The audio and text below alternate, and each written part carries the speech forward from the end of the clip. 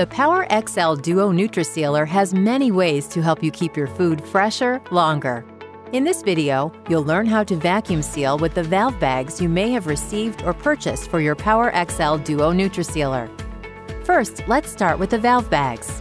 The valve bags come in two different sizes. For these, you'll need to construct the vacuum tube attachment. Place the end of the vacuum tube into the sealer cup, add the ring, and then the sealer cap. Place the other end of the vacuum tube into the vacuum port on the inside of the appliance. Place the foods that you'd like to vacuum seal into the bag. Be mindful of the "Do not fill above this line" directive on the bag. Manually seal the top of the bag.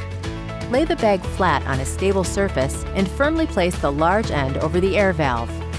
Press the vacuum only button to vacuum the air out of the bag. The indicator light will turn off once completed. It's that easy.